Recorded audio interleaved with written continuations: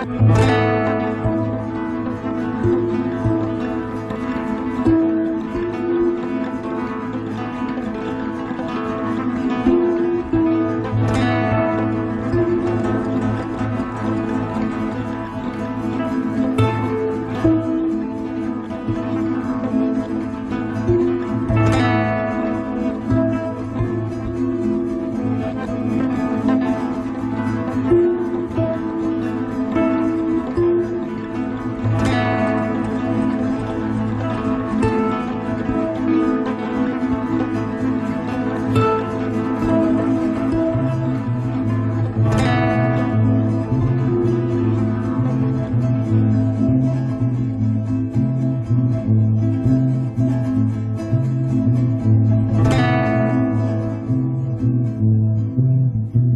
tema de la huelga en caso de golpe de Estado estaba planteada en el año 64, cuando se supo de la primera reunión de tipo golpista de unos coroneles y un general. Eso era la influencia de Brasil, del golpe de Estado en Brasil, que presionaba para que acá ocurriera lo mismo. Ahí se levantó la consigna: al golpe de Estado, la respuesta de la huelga general. El golpe de Estado estaba en estado virtual, era una posibilidad. En el año 64, 65, 66, 67. No obstante, hubo aquella preocupación de llevarlo y discutirlo con los trabajadores.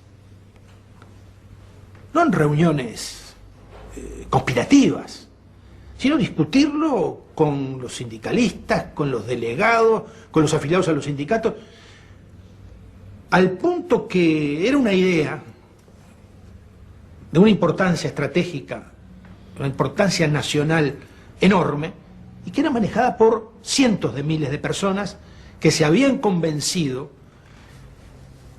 que una ruptura del sistema de la democracia política en el país era un peligro gravísimo para los trabajadores.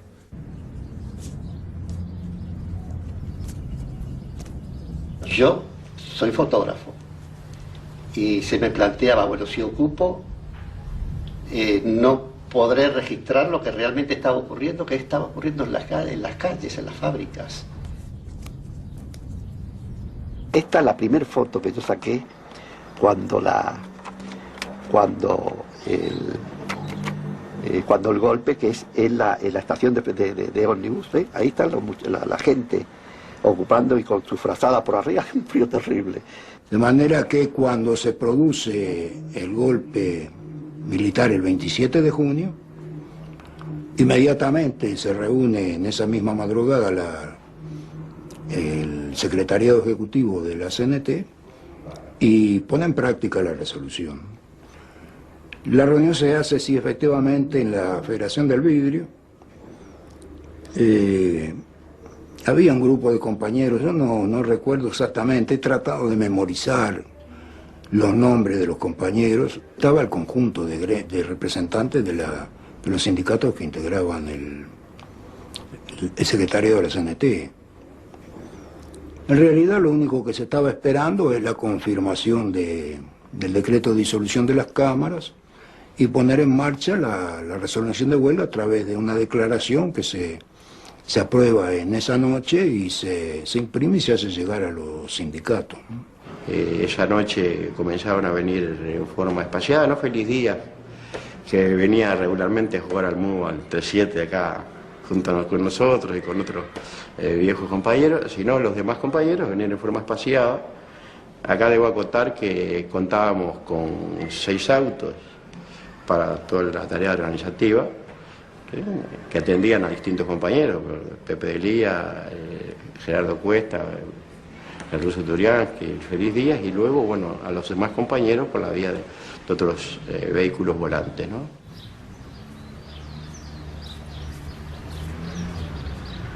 Yo fui a sacar las fotos de lo que ocurría en la estación museo y me encontré con gente muy angustiada, aparte de que estaban muertos de frío y naturalmente con mucha preocupación. Digo, los que había allí eran padres de familia, o sea, la familia allá y ellos ocupando en el otro lado. Y la gente lo que quería, no quería fotos, que no le importaba que se las sacara, pero lo que quería era saber qué es lo que estaba ocurriendo. Entonces me subieron arriba del pretil de una ventana y me preguntaron, ¿qué está ocurriendo en Montevideo? yo me di cuenta que le tenía que dar ánimo, que le tenía que decir que la gente resistía, que las fábricas estaban ocupadas, porque sabía que era así, que la gente iba a responder al llamado de la CNT de ocupar las fábricas si había golpe de Estado.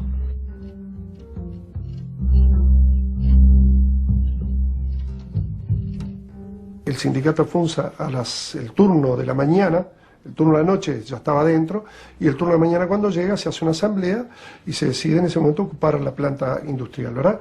Porque ese era lo que teníamos decidido, enfrentar, seguir al pie de la letra las resoluciones que tenía la central. Y para nosotros ya no había más instancia. Es el hecho final, brutal, de que en el país se había instalado una dictadura.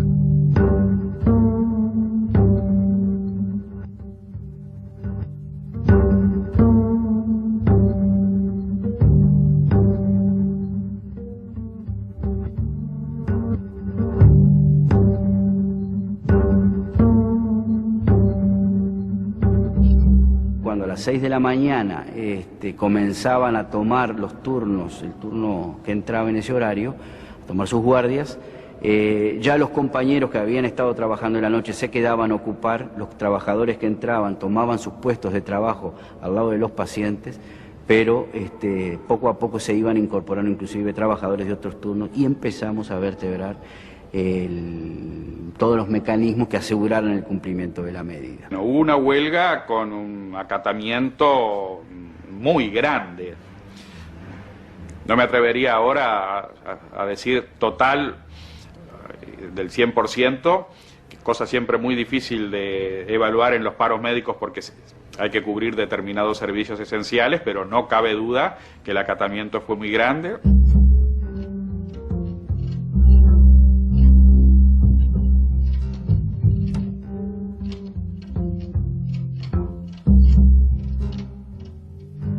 En todos los lugares donde había empresas de la bebida se ocupó.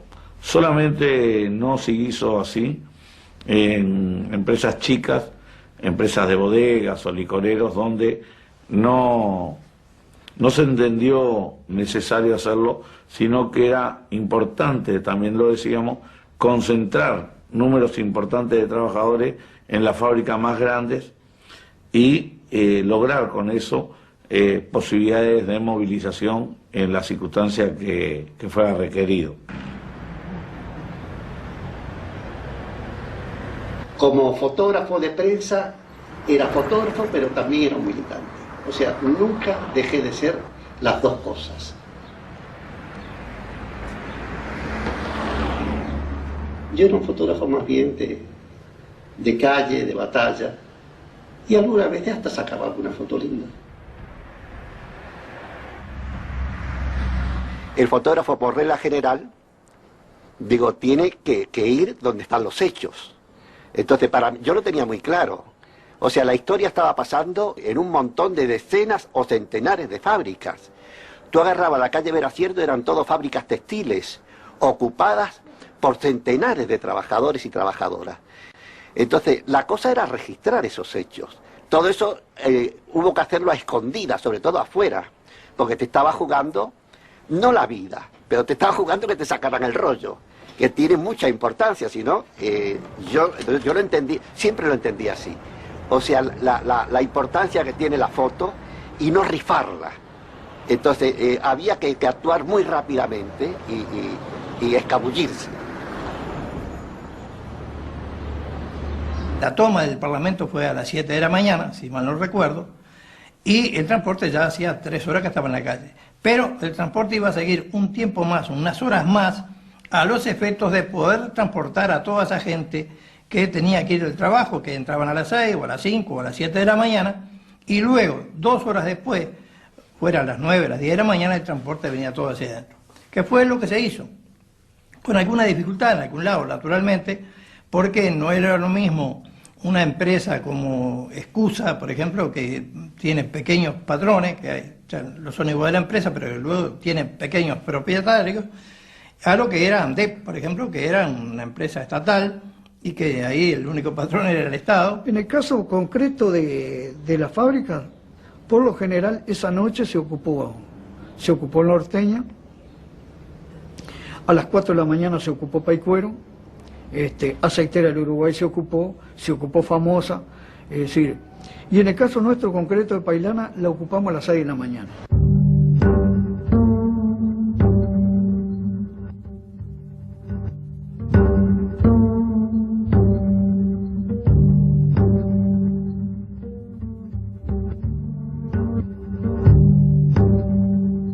Teníamos rollos y teníamos el equipo como para filmar, y resolvimos que bueno, que con eso algo había que hacer, con el acuerdo por supuesto de la facultad, que nos dio el aval como para hacerlo, ¿no? En ese momento te diría, el aval de la facultad fue Carlevaro, que dijo bueno, úsenlo. Nos propusimos registrar en lo posible qué estaba pasando con la respuesta de la huelga general. O sea, eso fue un poco lo que nosotros nos propusimos.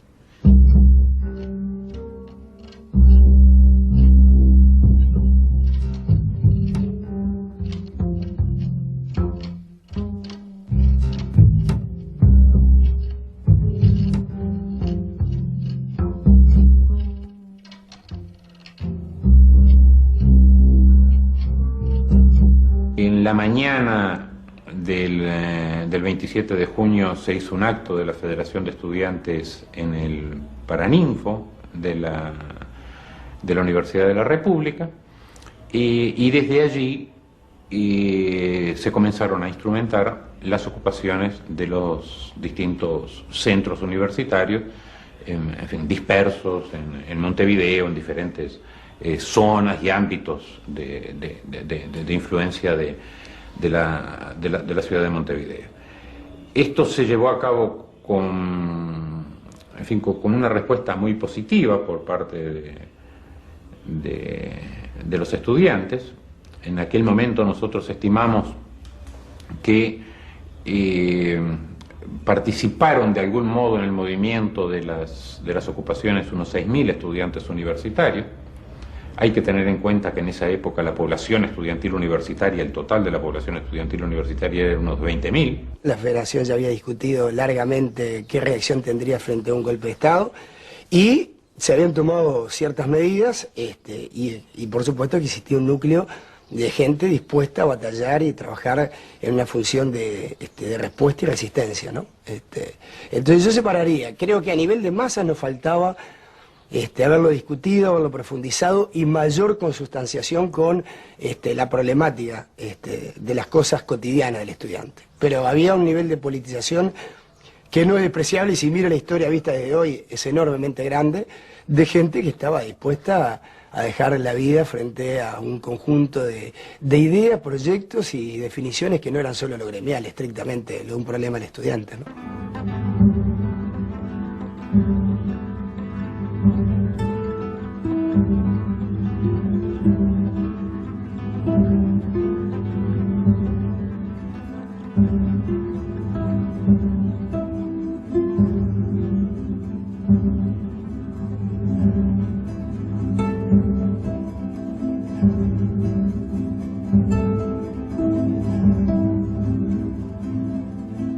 Que quería conversar sobre el tema del conflicto, y ofrecía naturalmente garantías para la delegación que la CNT eventualmente pudiera designar.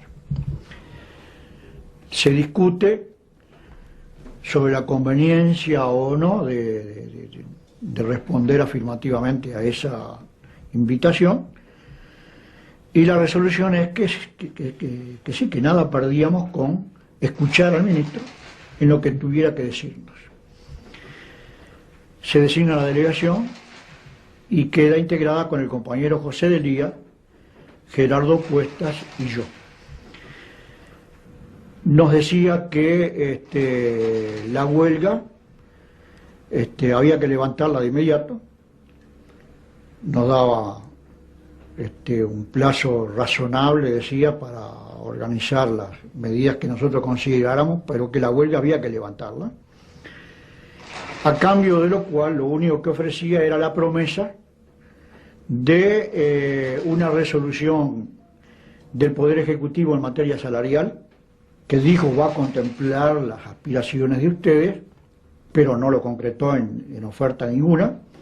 Pero en el interín, nosotros escuchando los informativos, nos enteramos que el gobierno ya dictaba el decreto de disolución de la CNT y de la declaración de ilegal y el requerimiento de todos nosotros y de toda la dirección de la central. De manera que era ingenuo pretender que el compañero del día volviera a llamar nuevamente a ver qué respuesta tenía el gobierno para el planteo que le habíamos hecho.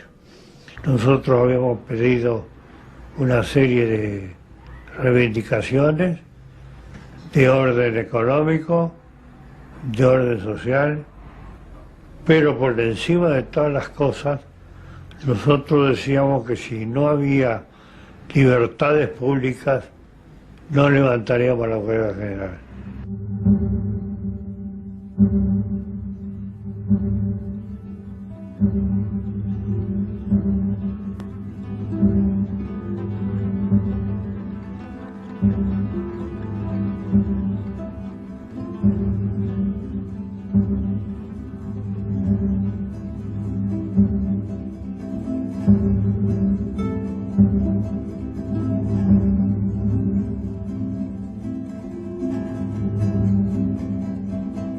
No conozco un lugar donde hayan ido a trabajar ese día y haya sido necesario ir a decirles, bueno, hay que cumplir con la... Eso fue una especie de mancha de aceite que se fue extendiendo, y esa fue la respuesta. Y ocupadas las fábricas, por supuesto, la gente se organizó, los compañeros se organizaron, se organizaron desde el punto de vista de cómo debiera de mantenerse el local, la fábrica, el edificio, la maquinaria.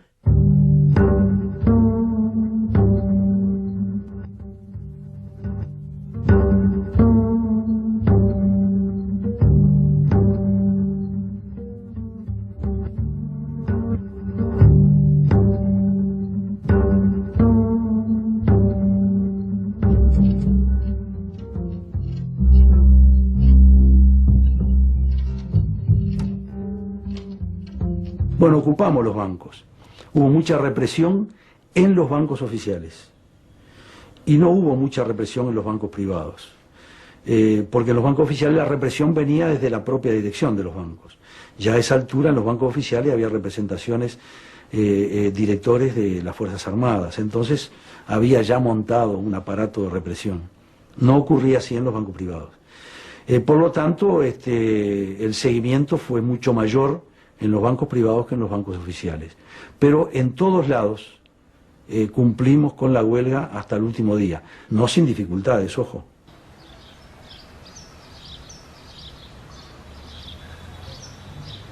Trabajé en esta fundición como obrero, en la boca del horno y cargando carretillas de hierro. Yo saqué la foto de ellos allí ocupando la fábrica, pero luego me dijeron que contara algo de lo que ocurría en Montevideo, como me pasaba en distintos lugares. Y ahí me subí a esa escalerilla que se puede ver acá, y aquí estoy yo hablando. Entonces le dije lo que pasaba en Montevideo, con mucha emoción por la fábrica en la cual estaba yo hablando. No es solamente decir que el agua llegaba y después, tal como venía del río, la poníamos en las cañerías, ¿no? Había que garantizar agua potable. Y había que garantizar también que a los que suministraban había que pagarles. Y la flota, no toda, pero gran parte, la dejábamos fuera del lugar de trabajo para garantizar también el desplazamiento para toda necesidad, desde elementos de trabajo hasta a los propios trabajadores y la necesidad trasladarlos de un lugar a otro. Entonces se sacó todo el combustible que había en la planta y se dejó en otros lados. Eso nosotros, no sé dónde se llevó, nunca supe dónde se llevó. Eso había gente que, trabajó mucha gente en esto. Por eso a mí me parece importante dar a conocer estas cosas, porque no fueron 3 o 4 dirigentes en cada lugar que garantizaron estas cosas. Fue mucha gente que trabajó y que comprometió sus propios hogares.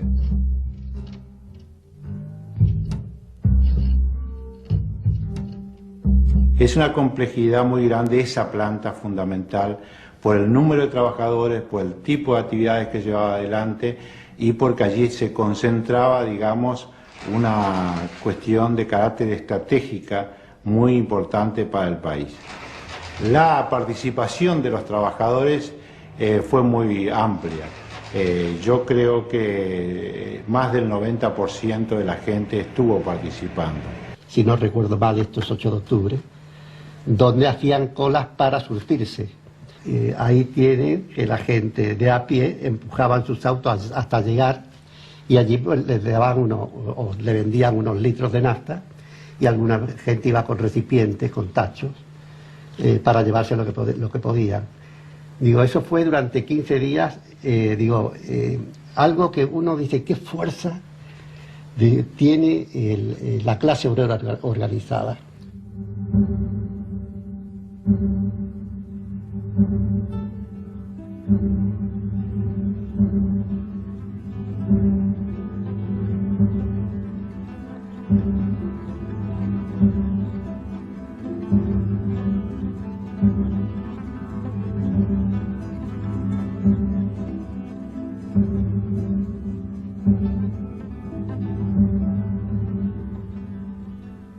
Acá hubo una diferencia con respecto a otras situaciones, donde allí lo que hubo fue una toma de la planta de forma militar, con un despliegue de elementos de guerra y de represión muy importantes, que, digamos, determinó que la ocupación allí cesara. Mediante la violencia represiva que en ese momento se ejerció sobre los compañeros que trabajaban en cada uno de los lugares.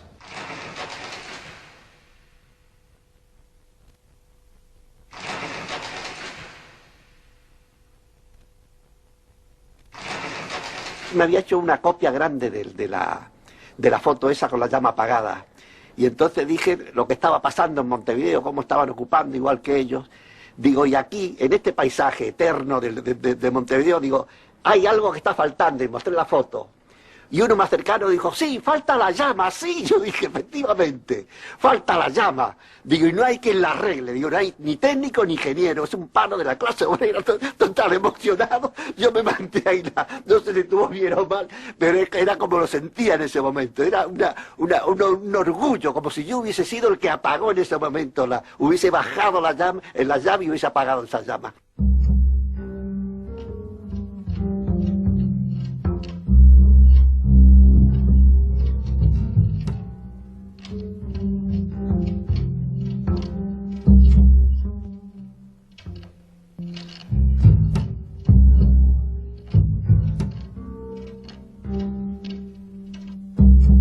Nosotros debemos decir que las 2 desocupaciones que hubo, el 73 en Funza, hubo 2 desocupaciones, la gente rondó en 1000 y tantos de compañeros que estaban dentro de la fábrica.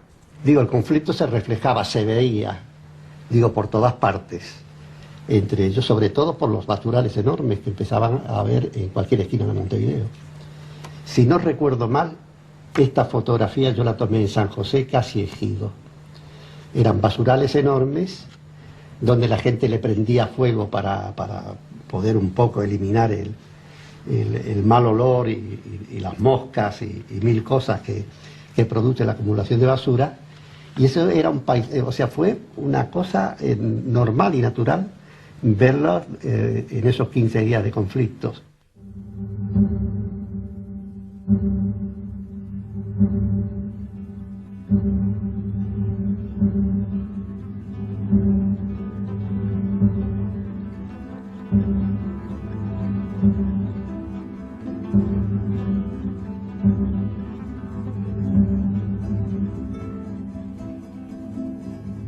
Para mí la gran sorpresa no fue el día, la madrugada del 28. Esos 2 o 3 primeros días todavía no mostraban la enorme contundencia de la acción social masiva llevada adelante por la CNT.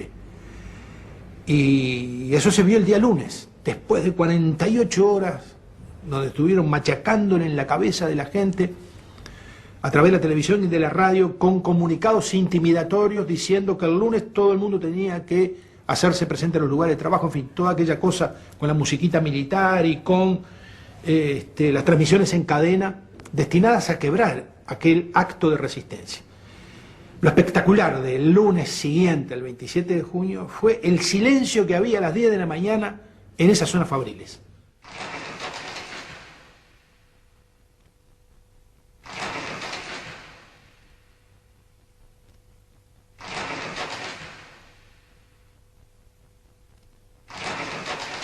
Con el decreto del 4 de julio que establecía el despido en la actividad privada sin indemnización y el despido sin sumario en la administración pública, ya se resolvió pasar a ir a los lugares de trabajo, antes no se iba, ir a los lugares de trabajo y prácticamente pasar a brazos caídos. Esto duró varios días, no se aguantó naturalmente los 15 días, pues se empezó después con el trabajo a desgano, lo mínimo posible. Es decir que fue una participación de un sector como es la Administración Central bastante inesperada en cualquier país del mundo, positiva, y aunque no aguantaron los 15 días de huelga, evidente, participaron en la mayor parte de la huelga general.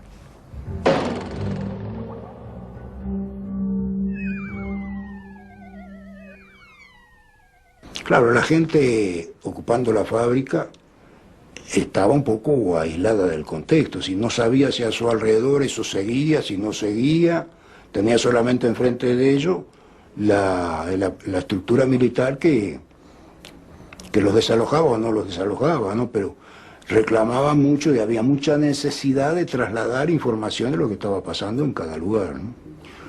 Y no siempre pudimos cumplir con esa tarea, era muy difícil, porque además requería estructuras propagandísticas de elaboración y de distribución que superaban bastante las posibilidades reales con las que nos manejábamos en aquellos días, ¿no? Aquellos que nos estaban ocupando recorrían el barrio. No era la ciudad vieja de hoy, era una ciudad vieja llena de baratillos y de almacenes y de pequeños supermercaditos y de puestos de verdura. Que era, digo nada más que la ciudad vieja por hablar de Montevideo, el centro neurálgico de la actividad del sindicato, porque es donde están casi todas las casas centrales de los bancos. Otro tanto ocurría noticias que teníamos nosotros de algunos lugares del interior. Yo no tenía noticias de todos los lugares, pero en particular los grandes centros industriales como eran Salto, Paysandú, como era el caso de Maldonado.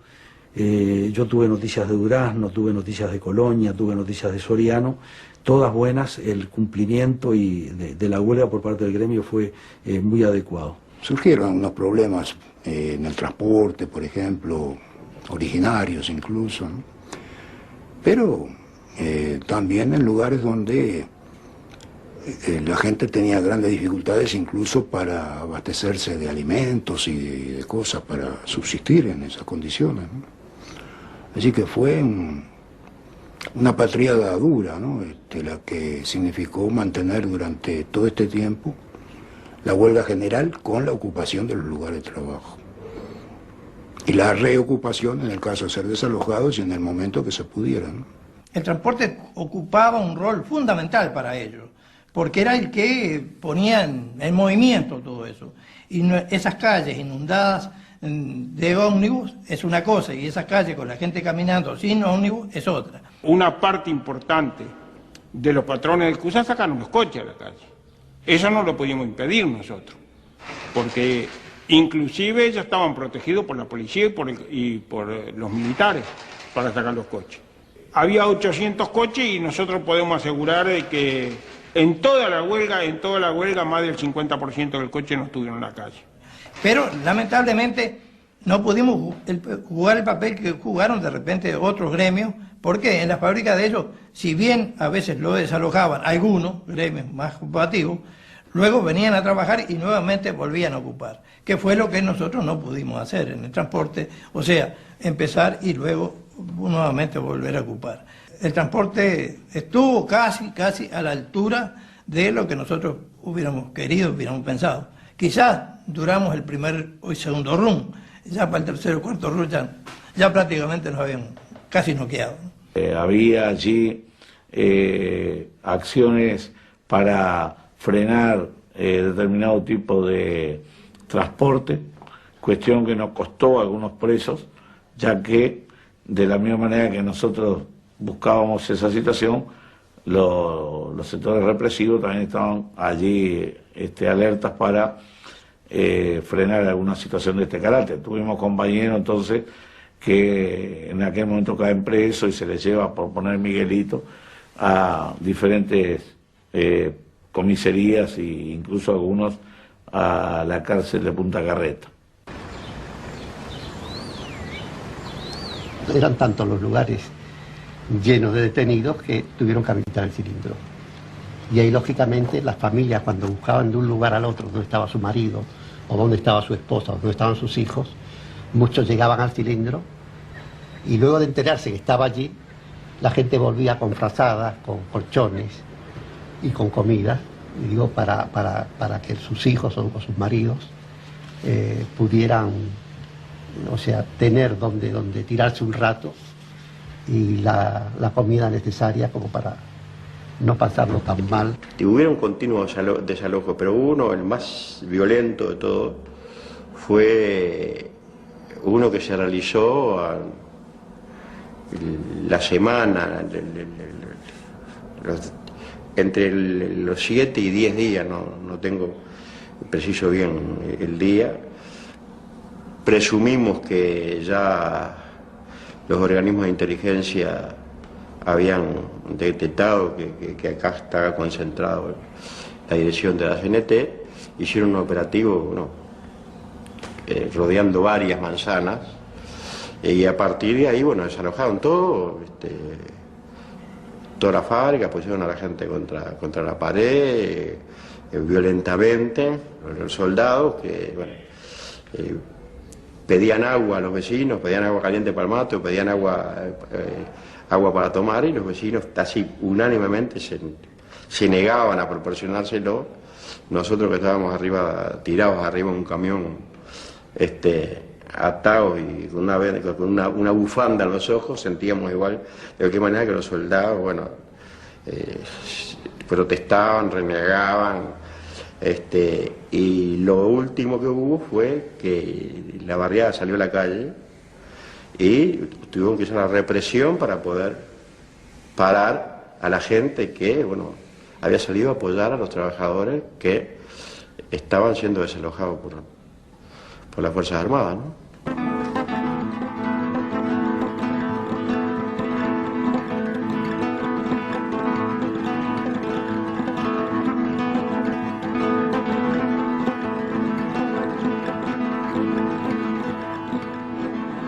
Nosotros habíamos resuelto ya que no íbamos a resistir las desocupaciones porque en definitiva no estábamos en condiciones de resistir.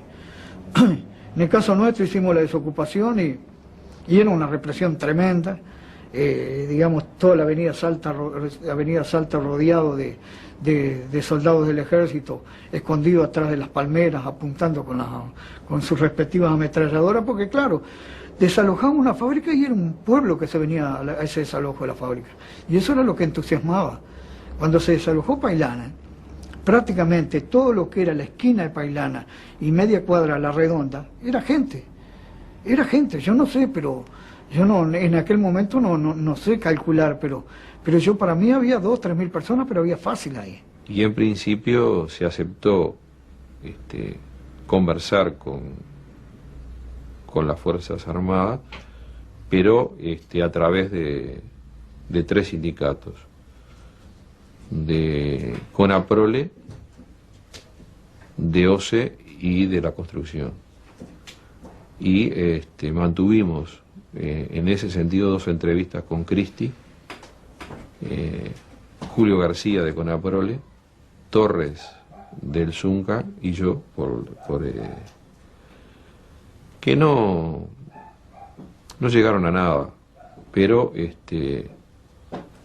lo contamos como anécdota, no llegaron nunca a nada, porque todo lo que nos pedía Cristi era que estaba dispuesto a conversar si levantábamos la huelga.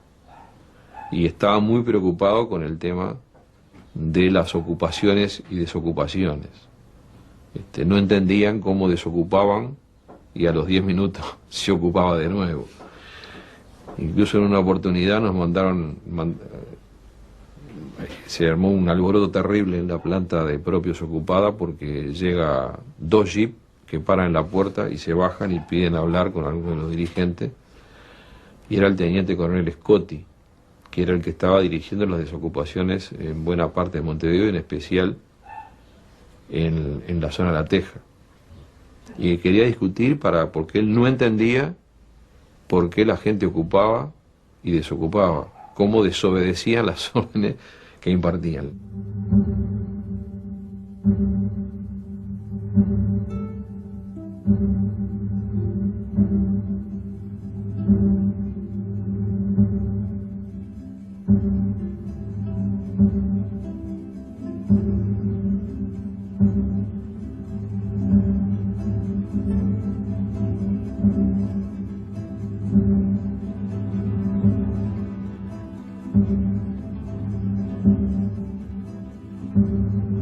Dos hechos fundamentales protagonizados en la universidad. Primero, una reunión del Consejo Directivo Central que emite una declaración de condena a la dictadura. Era una declaración muy franca y como correspondía. Era lo menos que la universidad podía hacer. Y en segundo lugar, el Consejo Directivo Central resolvió realizar un acto en el Paraninfo que tuvo al rector por orador único, seguido de una marcha. La actividad se hizo el sábado siguiente a la instalación de la dictadura. Allí sí, al frente de la columna que manifestaba iba el Consejo Directivo Central con una bandera uruguaya. Y después en la noche fue que balearon, mataron a Peré y cercaron todos los locales, evitando justamente el velatorio en veterinaria. Y para sorpresa de todos nosotros, hubo una respuesta espontánea de adhesión muy grande a toda esa situación, que se reflejó en el entierro del domingo 8 de julio, que fue impresionante.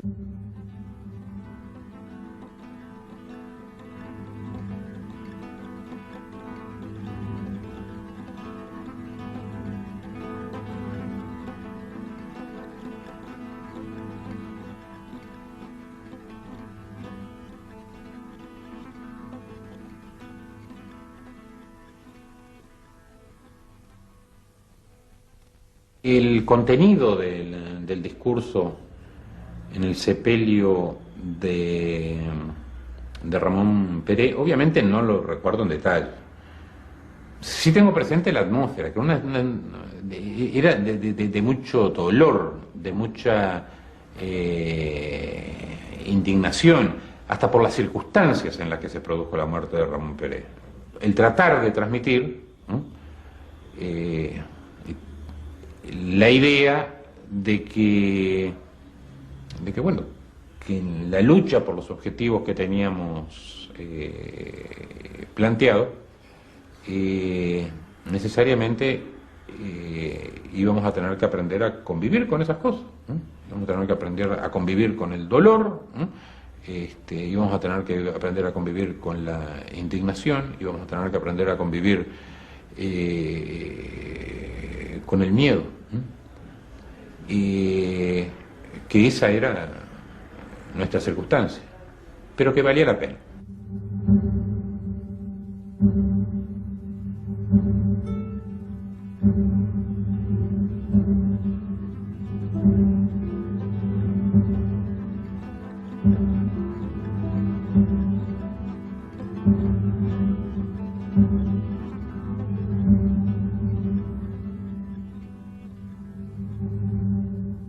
El acto del 9 de julio fue acordado con las fuerzas políticas que se habían pronunciado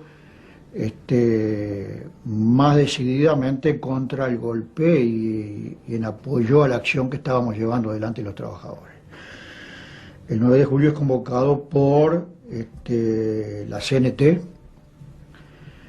por los estudiantes, por las fuerzas sociales, digamos, que existían en ese momento a nivel popular, cooperativas y demás, y a nivel político por el Frente Amplio y el Partido Nacional. Pero el 9 de julio hicimos una manifestación en la tarde que fue algo brillante, es decir, nunca en Paysandú hubo una cosa igual. Andaban helicópteros volando continuamente, sobrevolando la zona y sacando fotos. Sacaron fotos de todo tipo, reprimieron abierto. Y bueno, y aparte hicieron lugares, cordones, de donde agarrar a los trabajadores. Y yo recuerdo que los compañeros empezaron a escaparse uno por un lado, otro por otro, por las calles, digamos, por las transversales, y en la lateral de abajo, bueno, ahí estaba el camión del ejército esperándolo. De ahí subieron una cantidad de compañeros. Subieron, yo no sé, pero me animo a decir que subieron cientos de compañeros arriba de los camiones y tocaron con todos para la plaza de armas del cuartel. A las 5 de la tarde, eran las 5 en punto de la tarde. Un niño trajo la blanca sábana a las 5 de la tarde. Una espuerta de cal y prevenida a las 5 de la tarde. Lo demás era muerte y solo muerte a las 5 de la tarde. El viento se llevó los algodones a las 5 de la tarde. Y el óxido sembró cristal y níquel a las 5 de la tarde. Ya luchan la paloma y el leopardo a las 5 de la tarde. Nosotros fuimos sin un plan muy preconcebido, no sabíamos bien cómo podíamos registrar, pero no sabíamos bien qué iba a pasar tampoco, ¿no? Y lo cierto es que como el epicentro de toda la manifestación se dio en 18 de julio y Julio Herrera y Oves, y nosotros nos metimos en el bar del Rex, y subimos a la planta alta del bar. Eso fue con Alejandro Legaspi, y a Alejandro se le ocurrió que había que salir por la ventana, y salimos por la ventana a una especie de balconada que tiene ahí, ¿no? Y empezamos a filmar desde ahí, o sea que el registro está hecho desde ese balcón, digamos, del bar del Rex. Y lo cierto es que la pasamos mal, porque ahí no hubo solamente gases, ahí hubo tiros, y realmente, digo, te picaban, ¿no? Es decir, fue una situación bastante de represión muy en serio. Y duro fue también cuando salimos, porque cuando entramos al bar, entraban personal, yo no sé si policial o militar, de civil, identificados con unas bandas blancas, con unas bandas blancas y con armas largas, y sacando a toda la gente del bar, haciéndola circular y que se fuera. Y nosotros teníamos todo el equipo metido en bolsas, y bueno, y salimos.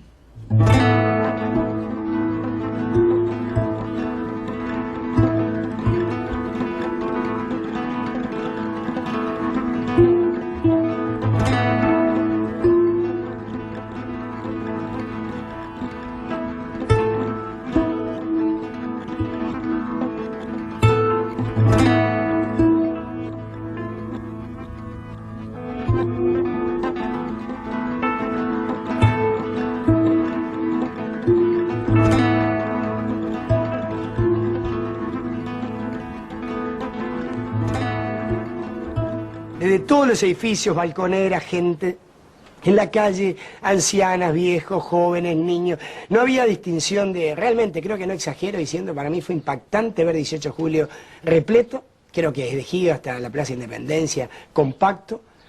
Ver a los milicos apostados, incluso yo presencié que les daban órdenes de tirar a partir de cierto momento, y los milicos no tiraron, no se animaron a tirar. Y después ver a la gente, y éramos un pueblo de gente, yo no lo hice, pero gente parada en el lanzaguas, evitando que los carros lanzaguas giraran, bueno, todo, dando vueltas chanchitas, ahí éramos, aquello era una contundencia en la rebeldía, y nos dispersábamos y volvíamos el 18 de julio, y volvíamos el 18 de julio, volvíamos de las laterales de vuelta. Fue impactante, durante 2 horas, creo no exagerar, se mantuvo un clima de resistencia que yo nunca había vivido, jamás en mi vida, ¿no? Hasta que después, me acuerdo como si fuera hoy, empezaron a venir, creo que eran tanques, no sé si eran, o algo así, carros de ataque, que venían por Agraciada. Y bueno, se militarizó 18 de julio.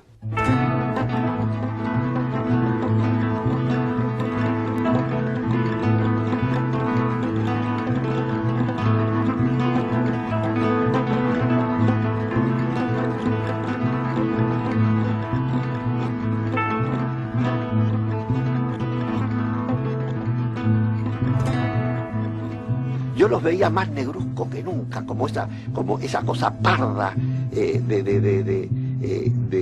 casi tenebrosa, disparando, y la gente con una valentía enorme, sin saber si le estaban tirando de verdad o no, si estaban tirando al aire o al cuerpo, la gente les gritaba que tiranos temblar, y viva la libertad. O sea, una cosa realmente fue emocionante.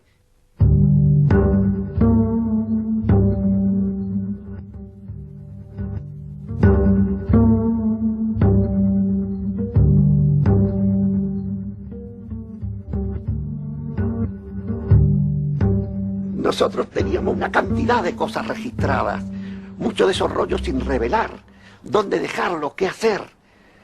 Y yo, la verdad es que me desesperaba todo eso. Decir, bueno, ¿y ahora qué? Si me lo sacan, me muero. Porque, ¿cómo ocultarlo? Pero yo no tenía, o sea, por dónde dejarlo. Y estaban en el diario, y el 9 de julio cercaron el diario luego de la manifestación del 9 de julio, de la represión. Quedó como el diario allí en medio de todo eso, vacío, solo, cercado.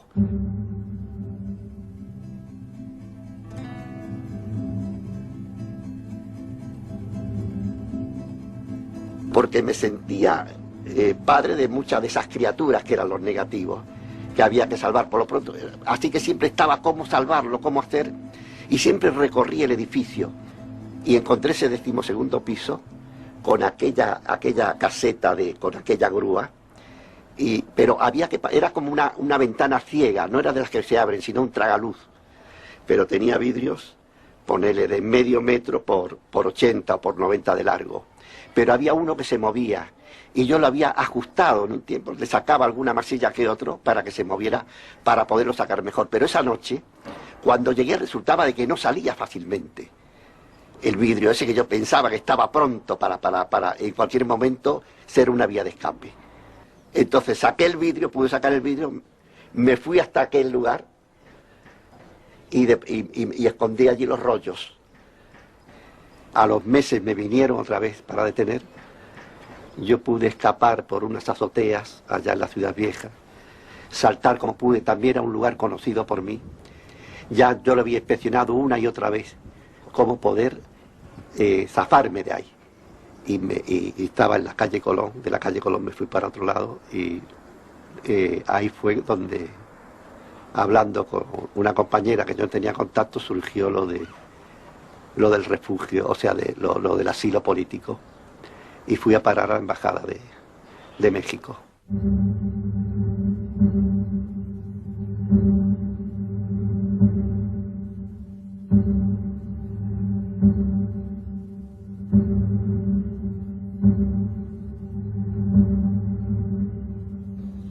Compartíamos el planteo de que no había que dejar que la huelga se disgregara, había que nosotros levantarla, ¿no?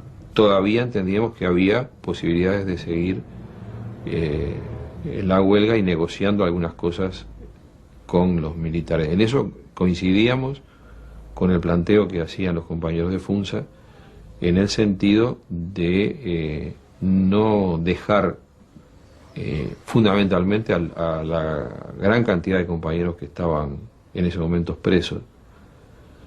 Fundamentalmente en el Cilindro había un grupo muy grande de militantes presos, desguarnecidos de toda cosa, porque levantamos la huelga y el movimiento sindical como tal pasaba a otra etapa, que no sabemos bien cuál era, porque realmente la clandestinidad no la teníamos preparada. Se me encomendó por los compañeros reunirme en asamblea con los textiles de la zona Aguada y la Federación de la Bebida. Y hicimos una asamblea, nos reunimos en la cervecería allí en Agraciada y Jujuy, creo que no sé por ahí. Y yo fui a leer ese informe, el informe de la CNT, donde la CNT le comunicaba a los trabajadores los fundamentos por los cuales se levantaba la huelga, qué es eso.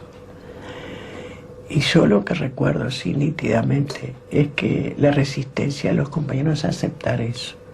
Lo aceptaron por disciplina, pero eso sí, contrariamente a otras cosas que se ve que mi memoria interesadamente prefirió no registrarla eso, porque como yo siempre puse más, a lo mejor más emotividad que racionalidad en mi militancia, a lo mejor es por eso, que no me puedo olvidar de esa asamblea, donde los compañeros con los puños cerrados me decían, no, negra, no levanten la huelga, no la levanto yo, compañero, la levanta la CNT.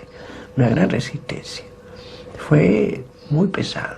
Yo tenía la sensación que pasada la manifestación del 9 de julio, si no había otra cosa, no tenía alternativa a la huelga. Es decir, que seguir con la huelga iba a significar un desgaste progresivo del movimiento sindical y muchas dificultades para retomar la lucha contra la dictadura en otros planos y con otras condiciones. De manera que a mí, por lo menos, me resultaba claro que a esa altura del 10, 12 de julio, había que examinar ya concretamente el levantamiento de la huelga a través de una resolución que indicara, bueno, la continuidad de la lucha contra la dictadura en otros niveles, en otras condiciones, con otra estrategia, ¿no?